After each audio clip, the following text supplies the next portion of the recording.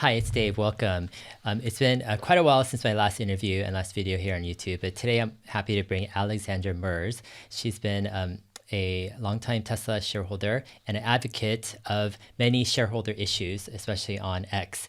And so I wanted to bring her on my show to talk about this important next week shareholder meeting by Tesla, but also to explain kind of why people's votes matter and what's at stake for Tesla and for Elon Musk. So Alexandra, welcome on the show. How are you doing? Hi, Dave. Great. And very privileged to be the first one after your break. So thank you Yeah, very yeah. much. Thanks. I think we met in person about a year ago. I wish we could We do this did in interview in Austin. person. Yeah, yeah. Yeah. But are you in is it in California, Santa Barbara, is it? Yeah. Santa Yeah, Barbara. okay. Yeah, it's one of my favorite cities actually in the US. Fantastic. Very cute. I So remember when you tested FSD a year ago here. You actually yeah, came to yeah. Santa Barbara, right? Yeah, tough roads, tough roads in Santa It Barbara. is. It is. I think Yeah. that's why so many love testing it here. Exactly. So let's dive into the shareholder meeting next Wednesday. Someone this morning just reached out to me on Twitter saying that they're going to invite me as their plus one. So I hopefully will be there. Oh, great. So what about the shareholder meeting is important? I think we have the two biggest issues is Elon Musk's reapproving of his compensation plan, his 2018 compensation plan, and then Texas moving or Tesla moving their incorporation to Texas. So can you break down these two issues? Let's start with the 2018 Elon Musk compensation plan. So why Sure. do shareholders need to vote on this, and what's at stake with this issue? Okay, so the whole scenario only came up again because beginning of this year, I think it was end of January, beginning of February, a judge in Delaware actually gave a preliminary judgment in a case where a nine-share shareholder pretended that in 2018 he wasn't informed enough to make an educated decision on this point in 2018, and the judge's preliminary judgment pointed to formalities that were missing in 2018, and that was her reason for saying it has to be revoted. It has to be reinstated if really we want to have this. So Tesla at that moment had a couple of options, but as shareholders, and I want to give a shout out to Amy Steffens here because she was pushing me to start that in February. Tesla shareholders reached out to the judge. There were 1,388 letters just now published. By the judge that were sent to the judge in February and March saying, look, there was one shareholder that had one opinion, but here are all of us who have a different opinion. Close to 200 emails as well. So, but at the moment, this judgment is still in limbo because they're still discussing what the plaintiff's attorney's fee should be. So that is still going on and will go on for about 2 months until beginning of July. So the board then in March decided, and we know that because they documented it very well in the new proxy. The proxy is the agenda for the shareholder meeting. The board decided that they will listen to the shareholders. More than 6,000 shareholders had followed our call to fill out a survey on SurveyMonkey with all their information, the number of shares they were holding, and all that, and saying we want the board to revote this, and to reinstate the compensation package. So the board listened to that recommendations. There are a couple of other options they had, but they took this option as first because that will allow to reinstate exactly the same package that was in place then. And so that decision was taken. And parallel, they also decided they will vote, and it really is linked to each other on that redomestication to Texas. So in the period between March and end of April, the board decided that those are the two major items on which we're going to vote, but there are a couple of others. One is the new term for Kimball Musk and for James Murdoch to be directors of the board. And another one is to reappoint PricewaterhouseCoopers as the auditor. And then there are a couple of minor issues that are also up for vote. In total, it's about 12 points that we're voting on. Got it. So, okay, so let's dive into, I guess, why is the Texas issue? Is it related to the compensation plan at all? And if so, how? It is. So once that judgment was out, Elon was very quick on X to say, that's it. We've had it with Delaware. We're moving out of Delaware. Now, he doesn't actually have that power. He's the CEO of the company, he's a board member, but he doesn't have the power to decide that. This is a public company. So the board had to make a decision what to do now with this information. So they had to build the whole business case on whether Texas would really be an intelligent choice. Obviously, the headquarters of the company, but that doesn't mean that you have to have the legal entity in the same place where you have your headquarters. So they're laying out in the proxy over dozens and dozens of pages. It doesn't stop why Texas is a good place to go. They initially started off with the 50 states in the United States, cut it down to about 12. That came, in closer consideration, then brought it down in the end to a comparison between Delaware and Texas.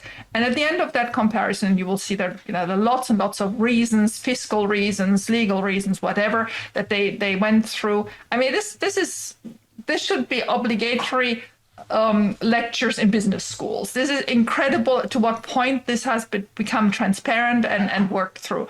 So by doing that, the board in the end decided they put in place a special committee who was just charged with this question, that yes, they want to bring this forward as a vote. They do recommend that we move to Texas if we can.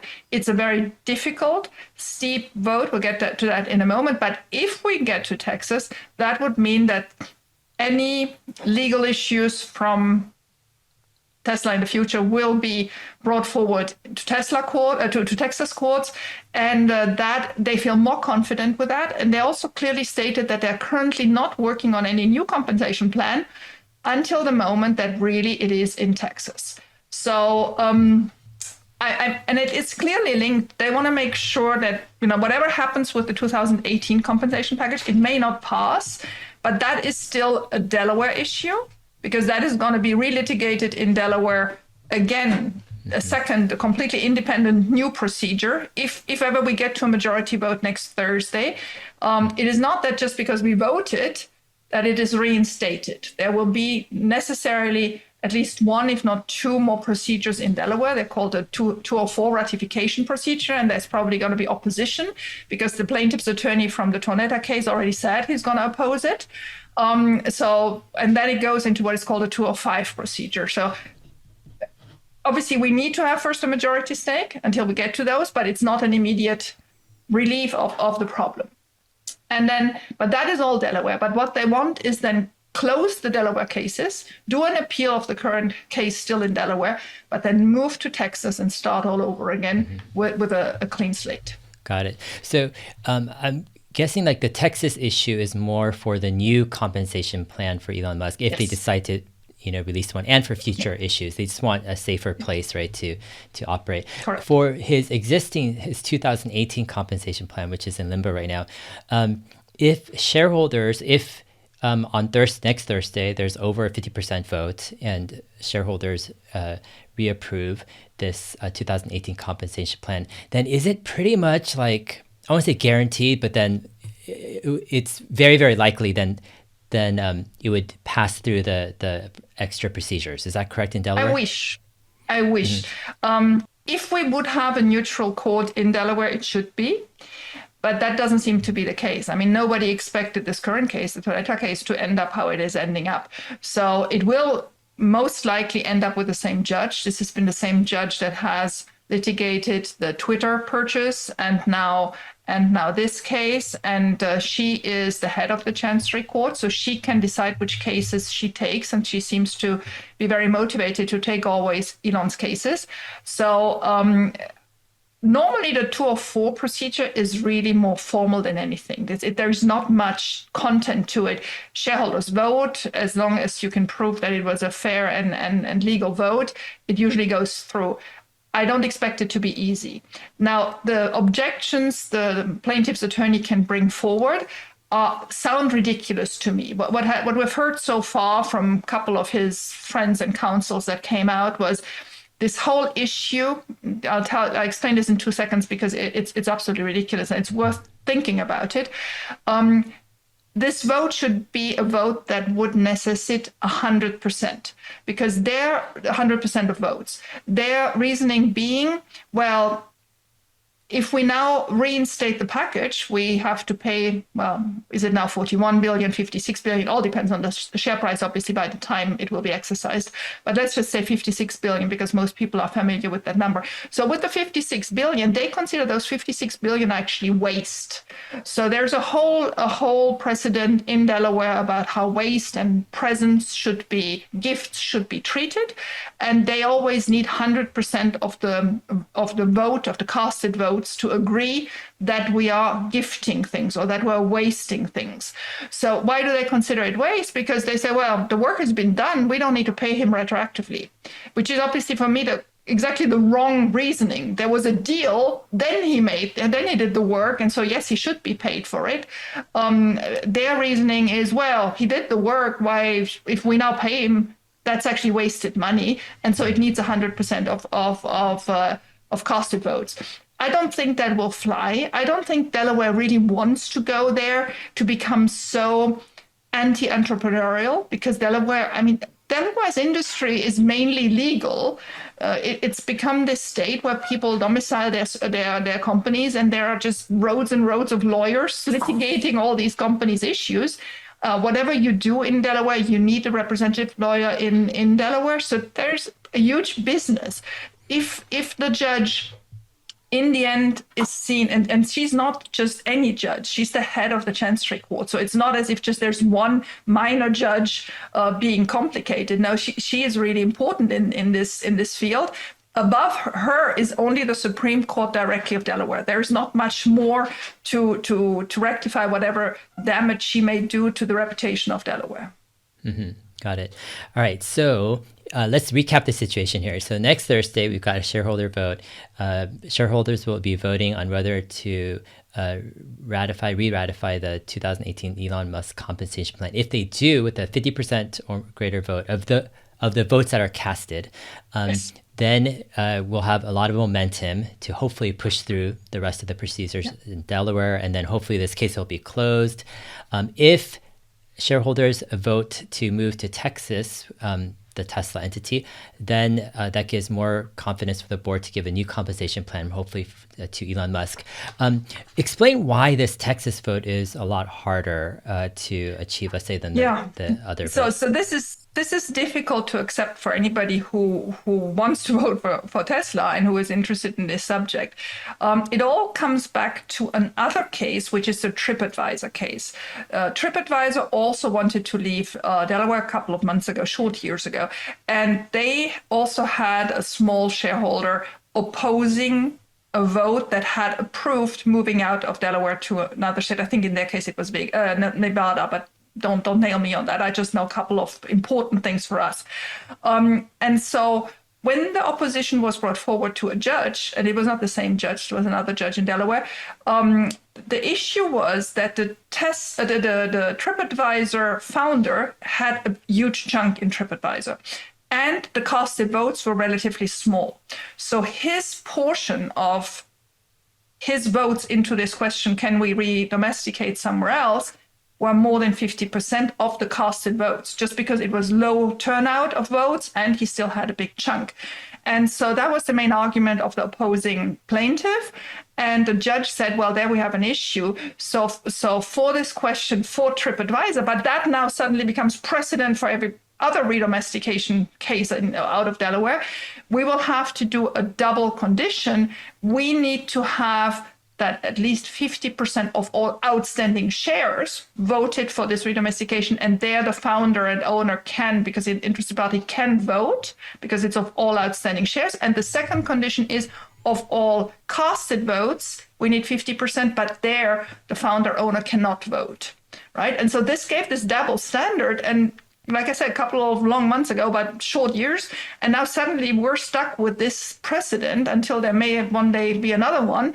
But in the current situation, that's what Tesla has to prove as well. So it's obviously one thing for a relatively small market cap like TripAdvisor. It's a completely other situation for Tesla. And why is it a different situation? Well, first of all, Tesla is the company with the most retail investors. We have more than 10 million retail investors all over the world.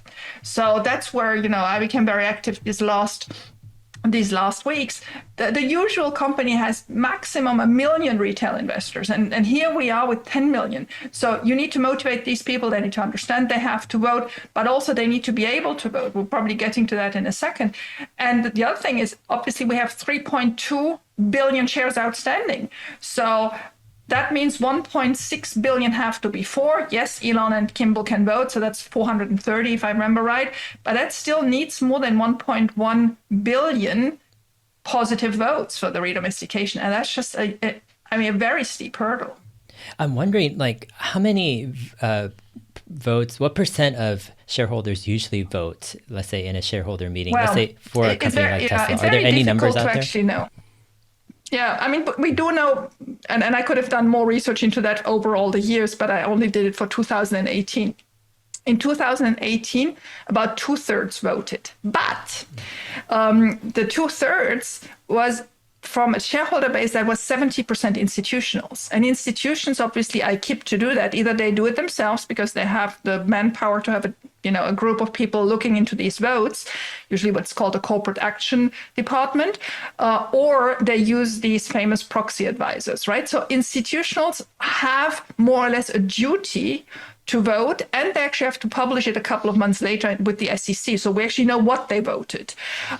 So in 2018, the investor pool for Tesla was 70% institutionals and 30% retail. And with that mix, the total number of participants was about 2/3, 66%, right? So obviously I have no details, but my gut feeling tells me that retail investors were not voting a lot because we had such a strong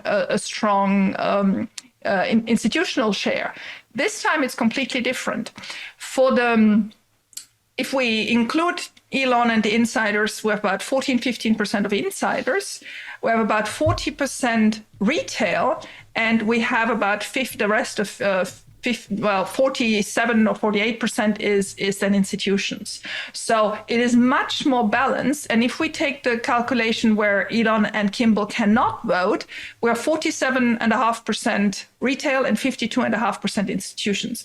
So again, I think the institutions will vote, at least most of them. We're about 3,300 institutions invested in Tesla.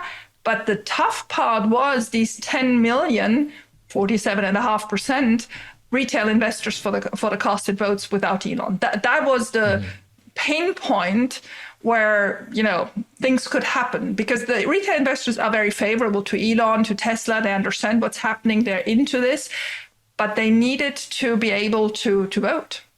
Got it. For the institutions that, let's say, have casted their vote on Elon's compensation plan already, like there was this graphic that came out where it had several of the large institutions voting against it. Have there been any updates where we know where the institutions stand? We don't know for 2024 any decisions at the moment, and we will not know for quite a while. I guess Tesla knows them, but we don't know them. A couple of indicators we liked, for example, Elon now following the CFO from BlackRock. That helps us. That's 5.5%. So, there were a couple of signs. I told people who had accounts with Fidelity or Vanguard or whatever to write to them.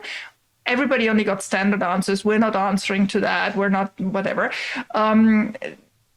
The good thing, the silver lining of ESG brought with it that a couple of the fund managers of the institutions actually delegate now. You can get back your voting right for equity index funds, notably with State Street. So we made sure that any State Street equity index fund investor knows that they can go back to State Street and say, don't vote for me. I'm going to vote directly. Give me my voting power. And so there were, and one of the options they had was just to vote for the board recommendations, and then State Street would execute that. State Street is the most advanced for that. They do that for 80% of their equity index funds. Vanguard does it for 5 funds, but that's it. Fidelity doesn't do it, and Joe doesn't do it. So there are many others who just don't give that away, nor do they discuss anything. And all we will know is in a couple of months how they voted when they have to file it with the SEC. Mm-hmm. How much do you think Tesla's board knows, like, what's going on with the vote? I mean, I'm guessing they have like info from the proxy companies. But do they have any other type of insights on where the I do votes are believe lining so. up? So the company that is doing everything that's electronic proxy vote is Broadridge. So everybody that voted on proxyvote.com, the company behind that is Broadridge. And Broadridge, if you go on their corporate side, not on the proxy vote side, but you know how they pitch for new clients, because this is a competitive business. There are other proxy enablers, so I don't know how you want to call these companies.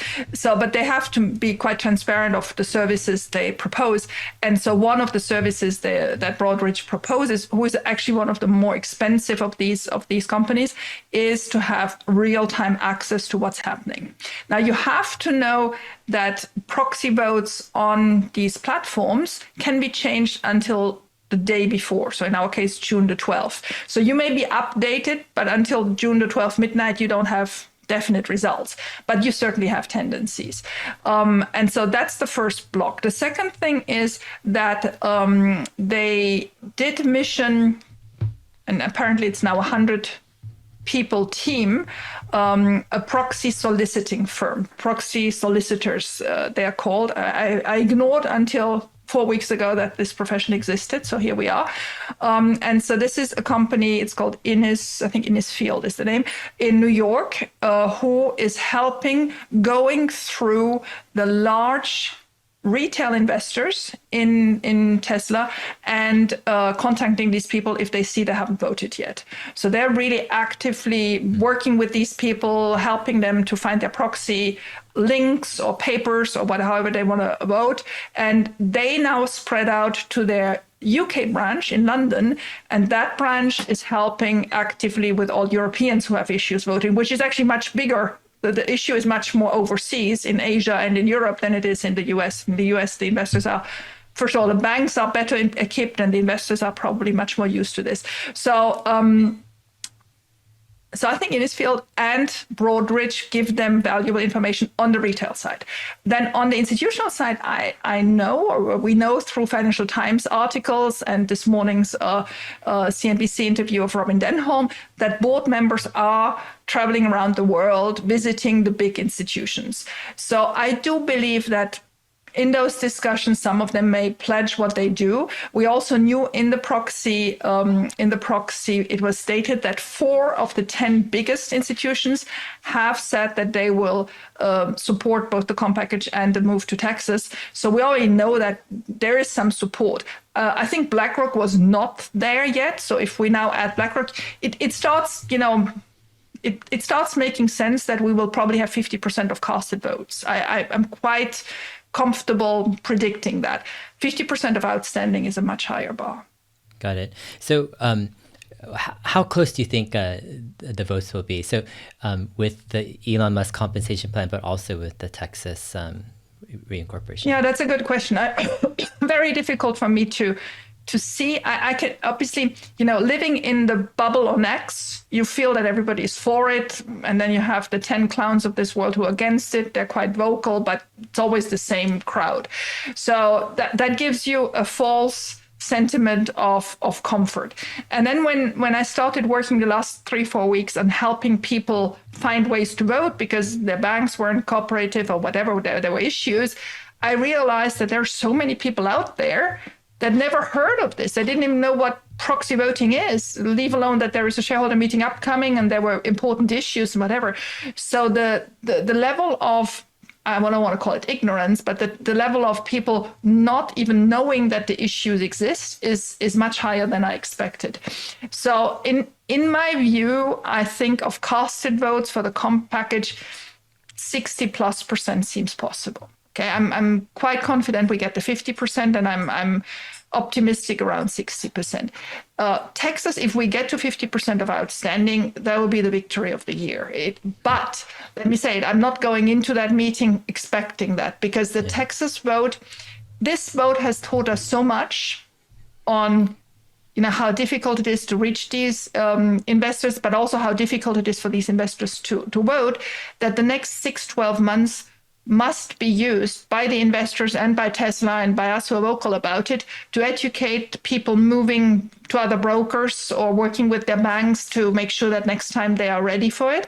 Because this Texas vote can be represented as many times as we want to. So if the second that Tesla feels they're comfortable on now having educated enough and people being, more educated how they can vote, I'm sure they're going to bring it forward a second time, and if needed, even a third time. And the other thing is, maybe in Delaware, that precedent from TripAdvisor may be overruled, right? Because it could very well be, because there's so many other companies that want to move out of Delaware, that there's a Spotify case currently, and there are a couple more that, it may just be that precedent, which seems very harsh, and I understand where it comes from in that TripAdvisor case, but it's just very harsh for bigger companies, that may be overruled and it becomes easier. Yeah. I mean, it does seem overly harsh. I mean, it would seem, in my opinion, that you leave it up to the companies, bylaws and their rules of where they want to incorporate and how to change that based upon shareholder, vote. Sure. But for, Delaware to say, hey, it has to be on all votes or all the shareholders, outstanding, that's pretty harsh. So if Tesla loses the Texas vote and they want to bring it up again, do you think they'll wait till next year's shareholder meeting, or will they have another kind of, vote in between? I think it could be earlier than that. It is now a matter of how. Let me just go back. In my view, the Texas redomestication is the most important item on that list. For Elon's compensation package, there is a plan B, C, and D, but all of these would be easier if we're in Texas. And so the Texas redomestication has to be consumed at one moment. Both Elon and Tesla have leaned themselves out of the window too much, making clear they don't want to stay in Delaware anymore. At the same time, Delaware doesn't want to make it easy for Tesla, because Tesla is now, the example. The whole world talks about leaving Delaware because of Elon and Tesla. So, because nobody heard of those earlier cases, right? Everybody, even us investors who are very close, nobody heard about the TripAdvisor case before, or the Spotify case before. So Delaware is going to make it difficult, but once we're gone, we're gone. And then this whole difficulty, this whole legal difficulty there is just going to go away with it. So the question is, and they will have the detailed data, is, are we missing a lot of retail investors? If we're missing a lot of retail investors for that vote to get to 50% plus one vote, then the work has to be on how do we get these retail investors on board? Do we have to work with the banks so that they also adhere, because the banks have to pay to use Broadridge as well. And Broadridge is one of those companies that take money from all sides. So you have to help, you have to understand, and I think the understanding today is much better than 4 weeks ago. Where are the huge clusters of investors? They're in Norway, they're in England, they're in Korea, they're in Japan, they're in Germany, who can currently not vote, who had issues voting. And for about half of those people, or even a little bit more, we could find temporary solutions. We name shamed them to the point that suddenly they could, right? But it's not a permanent solution. They're all saying, oh, we did this for once, but not sure we can do it again. So Tesla has to work with these people to make sure that they are motivated. And again, why is it Tesla that has to do something that's actually an industry standard in the banking world? Because Tesla has 10 million retail investors. Nobody else has 10 million retail investors. So that's where it all comes from, because the mass is 10 times bigger than for any other company. And Apple can very well live without the retail investors. GM has 10% retail investors, nothing. So the fact is that there's just such a huge mass of retail investors, which is a strength, but it's also a burden. Got it. All right. So let's entertain the downsides, or if things don't work out. So Texas, we might be able to, Tesla might be able to put another shareholder vote out. Who knows? Let's say 6 months after, or next year, or whatever, after seeing who voted, trying to figure out a better strategy on how to get more votes casted. Let's say Elon Musk compensation plan, for some reason, gets less than 50% of the casted votes on Thursday. So what are these Plan B, Plan C, Plan D options after that point? Yeah. Well, one is the board does a new package in Delaware on 2018, met with different conditions. So it would be something, retroactive, like a bonus. Bonus payments usually are, retroactive rather than a compensation plan. So that's a plan B. That is something that could be triggered by two events, in my view. I'm only speculating, and I don't know the legal basis of that. One could be the board proposing it, and the other one could be Elon suing the board to make it possible. I mean, obviously not in a hostile manner, but it could be, that may be the stronger case of Elon suing the board, and then the board has to come up with a solution, right? So that could be a plan B. The plan C could be, well, we just drop that for the moment, and I think at that point probably they will not go into appeal in Delaware for the current case, for the Tornetta case, because it would be very difficult to overcome a negative shareholder vote in an appeal, right? We would go to the Supreme Court in Delaware with a negative judgment of the head of the Chancery Court, which is always difficult to overcome because you know how jurisdictions work. They don't like to, counter the lower courts, and Chancery Court is not a really lower court. And the other point is that if the shareholders don't have it, we don't have the argument saying, look, shareholders still want this. So we just drop all that and we focalize completely on Texas. And then the new 2025, because I doubt it would be in 2024, compensation package has higher incentives that help the sort of compensate for what's been lost in the 5 years between 2018 and 2023. Mm-hmm. Got it. And yeah, if Texas vote doesn't go through, then it would have to be in Delaware, the compensation plan. Exactly. That's why I say it's so much more important. Want, right? Texas is the most important here. Again, I don't expect Texas to pass. I expect the compensation package to pass, but Texas has to pass at one moment so that we leave this whole scenario out of it. Yeah. Very interesting stuff. So let's say a shareholder right now is having problems voting. Who knows? Maybe they're in a different country or something, or they haven't voted, they haven't been contacted, or whatever situation. I know you've helped many Tesla shareholders find a way to vote. How can people reach out to you to get help? I know one of the first ways might be to view your pinned tweet. You have some resources there, I believe. But what are some other ways that they could reach out to you? So the first thing is, if somebody has, just needs current information on whether it's possible with their bank to vote or not, the easiest is on X, go into search function and put in the search function #VotedTesla24, VOTED Tesla 24. And then in the name of the bank, let's say Vanguard. And by doing that in the search function, you find all the posts that have been done over Vanguard. So it could be that somebody else not related to me says, oh, I could vote for Vanguard, I did this and that, whatever, but they'll find 20, 30 posts that are to that matter. Or if somebody is in a certain country, let's say in Austria, #VotedTesla24 Austria will find all the posts that have been done on that subject for Austria. So that's the easiest way to quickly get to where the current status of information is for a certain country, certain broker. The second is that people reach out to me, and they can do so publicly or by DM. And I mean, people have found my email, have found my phone number. It's crazy. It's coming from all sides on Facebook or LinkedIn, whatever you want to do it. So, and I don't mind. I think this is, really a worthy cause to help as much as we can. The issue is, for international voters, time is really running out, because most of those international brokers have still manual reconciliation of whatever has been voted, have to then submit it here in the United States. So they need a couple of days, and we're running out of that time. For the US and Canadian investors, or people that have their bank accounts in the US, in Canada, they can vote up to the 12th of June.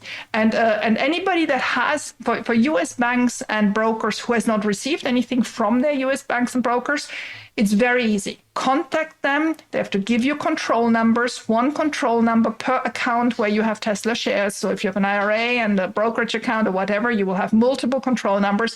And then go on proxyvote.com, put in your control number. You should see the numbers of your shares that you had on April 15th. And then you can vote there. Very easy. 3-minute operation. Yeah. Yeah, I think voting on for shareholder issues sometimes it's like going to the dentist. It's like you're It just is. dreading, the big operation or something, right? But when you do it, actually, it's like it just takes like a minute of time. You just click a few buttons and you're done. So, yeah, I'll go ahead and link your X profile on this video Appreciate description that. so people can find out more information. So, Alexandra, tell me why personally are these issues important to you? Like, why did you vote the way you voted? What does it mean to you? Like from your own Um, personal kind of decision making, thinking right there. yeah. Well, I consider Tesla is my company. I mean, obviously not only mine. You co-own it a little bit as well, probably a little bit more than me. But it is really very personal to me. I became a Tesla shareholder in March 2020. After sitting for the first time in a Tesla. We had electric cars for 6 years. So I was used to electric cars. I was used to the torque, but I was not used to driving a computer, right? And so I came home I remember very well, it was a Tuesday afternoon. And the next morning sold any and everything we had in liquidity or in index funds or whatever and poured it all into Tesla. And since then, every money I had went into Tesla.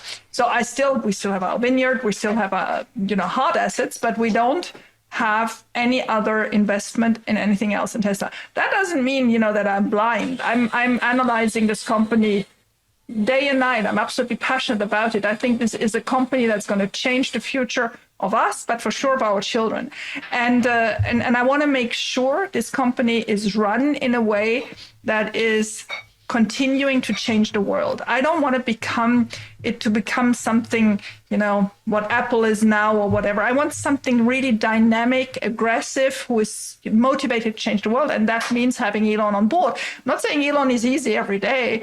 I mean, I'm not his mother, and I know how Mai feels about when every morning she opens X, but it's not, he is controversial, but it doesn't matter to me because he is the best person to run Tesla the way Tesla is run. I also agree with the board. I've studied the board a lot because initially people were telling me, oh, this board is doing nothing. You got to be kidding. This board is really good.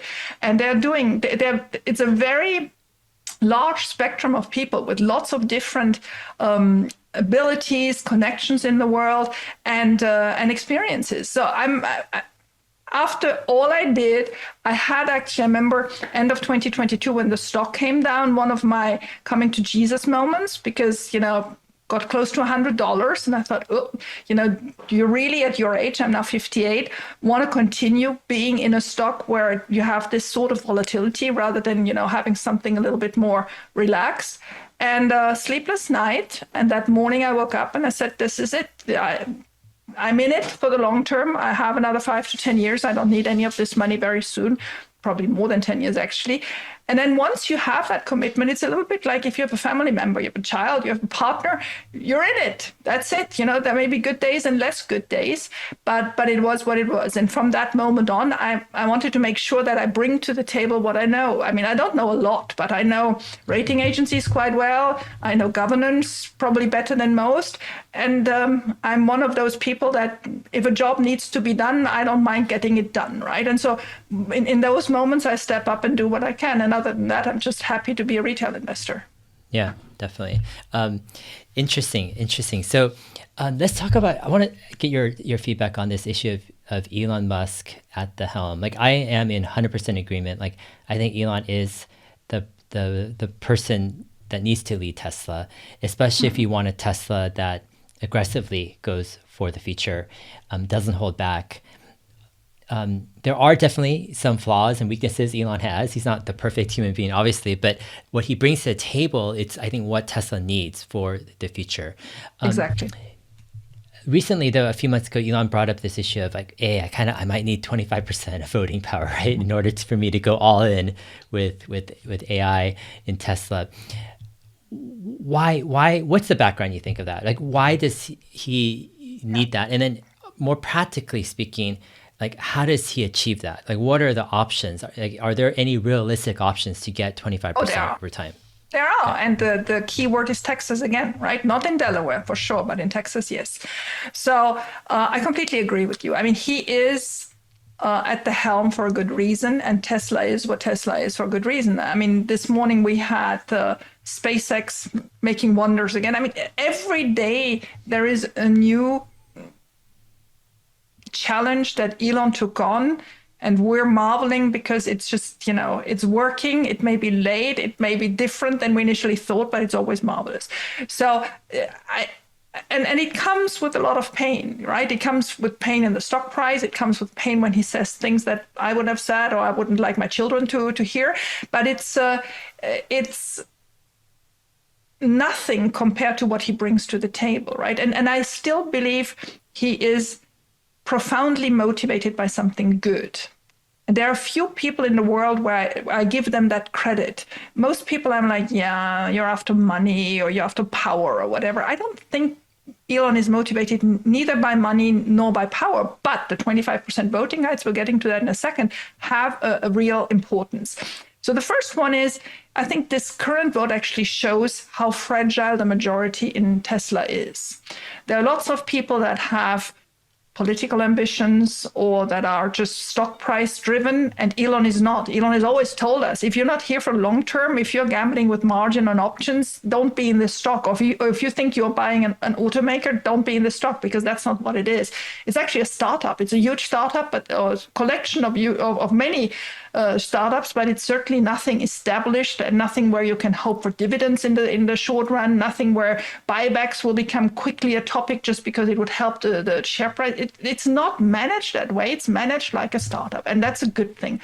So if you can understand that, but you also realize by being a public company and one of the most traded stocks in the world, right? Tesla is consistently one of the most traded stocks on the stock exchange. So when you have a situation where lots of option traders are there, lots of index funds are there, these people don't have humanity in their books, right? And they don't have, I don't care about the stock price, but I want to make sure that in 10 years, this was a good investment. That's not how they think. So you're suddenly stuck with a base, an investor base, and lucky, like I said, we still have a lot of retail, but retail needs to be able to vote, where you could have bad influences. And in financial markets, I come from them, and I've seen them between 1992 and 2007. That was my 15 years in the financial markets. They can be very sheepish. When you suddenly have somebody telling everybody you have to vote against it, you can have a lot of sheep just walking that way without thinking a lot about it. So the risk of Elon being outed or the board being outed or whatever comes with a 50% plus one vote, right? And a 50% plus one vote, when you have a lot of institutions and when you have a lot of brokers and whatever in that basket, is very difficult to perceive. I always try to explain to people on X, we knew on April 29th that the date of record for this vote is April 15th, right? So 15 days later.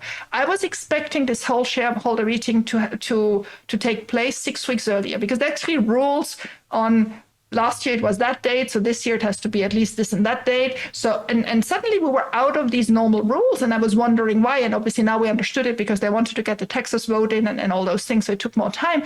But if you are clever, and Tesla is very clever in not showing their cards. If you're a clever institutional investor, you can actually build up a position just for the date of record, right? If you want to have voting power, and you know the rules, how from one year to the other there are certain dates that have to be respected. You know that next year on the 15th of April, if you have a huge chunk of votes, you will have a lot of voting power, even though then maybe on April 16th, you don't have the votes anymore, right? You can sell everything the next day. So with this in mind, if Elon would stay at the current 13%, so the current situation is 13% he has, about 7 to 8% is this current compensation package. So that would bring him to 2021. But obviously it's not voted yet and it's not ratified yet.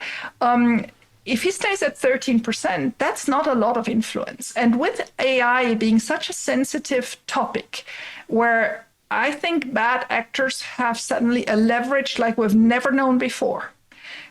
the influence of how you can use bots, how you can use large language models, how you can use images, and the way they are now, pretending to be reality yet have nothing in reality. How you can do all that, bad actors could take Tesla over. And I think that for him is a much bigger concern than any money or any power in a traditional sense. I don't think he has any of those. And with 25%, why would that make it more stable? Well, because if you still have the 40% retail investors, and if we manage to finally get everybody to be able to vote and be, aware of what's happening, that gives you the majority you need. And that's why Tesla wants retail investors. I'm having this discussion all the time. I did yesterday on the phone again, where small retail investors count as much as large retail investors. We need to be a solid base, because more people we are, less fluctuation is in that number of voting power. Mm-hmm. Okay. So what are the options going forward to get that 25%? So let's say the 2018 compensation plan gets ratified, it gets pushed through. Does that, I know he has to probably sell almost half for taxes. I mean, does that still get him a 6% boost? No, it's not half, but after tax, he probably will be between 19 and 20%. Okay. And so, and the good thing about that is that he has to hold those shares, right? Those were shares. The 2018 package made it very clear he has to hold them until 2028 at least. So that gives him that package. And then there should be another 5%, right? 5-6%. Now, in Texas, you could now have what lots of other companies have, is meaning shares that have more voting power than others. And I think that is the way they want to go. Again, they have been in this proxy very clear that they're not working on anything once, until they're redomesticated. It says it 10 times. Is that true? I have no idea, but it says it 10 times. So they're making sure that new compensation plan, different types of classes of shares, all that is pushed out until we're in Texas. So that nobody can say, well, it was discussed now, that was still Delaware, right? No. It's until we're in Delaware, we're not talking about that. Got it. So I'm guessing a new compensation plan by Elon Musk going forward could be a mix of financial, but also maybe extra voting power with extra different type of shares, and especially if the Texas vote comes through, right? Yes, and actually the voting shares allocation is something, if I read it right, again, not a lawyer, so may want to have the scrutiny of a lawyer over that, but in what we're voting, if we're getting to Texas, I think we also approve straight away that the board has the power to issue these other shares for Elon without having to go through another vote. Huh, interesting. That'd be cool. All right. One other thing I wanted to ask you about, which is about the current case in Delaware. Recently, I read about Amy, I think SF Tahoe, Amy Stevens, talking about being able to appear in court and having a team of lawyers, I think hired on contingency, right? Could you explain kind of what this whole situation is? Yes. So Amy, the last 2 months, with Kristen and Amy and me, we were discussing 2 months ago what to do, right? We initiated the call to action for those letters to be sent to the lawyers. And then Amy said she wants to take up litigation. We discussed whether we should appear all three or whether it was a better idea her by herself. And we decided that it was better she looked after that. And from there on, she ran with the story and has done an incredible job. She has reached out to the Stanford law professor she wanted on the case, and he immediately took the case. He immediately said, yes, there's wrongdoing, I want to help. And he is the key person in this field. And he then found the lawyers that he wanted to work with. And I mean, extremely, extremely qualified team, all working only on contingency. So maybe some people don't understand what that means. I mean, they get not paid anything if they don't win. right? So there is no cost for the Tesla investor as long as they don't win. And if there will be a cost, well, it will be because we're not going to pay $6 billion to the plaintiff's attorney. So their fees will be a little fraction of that. So there will be a huge gain for Tesla's shareholders. So she reached out to them, and they've been working very diligently on this case.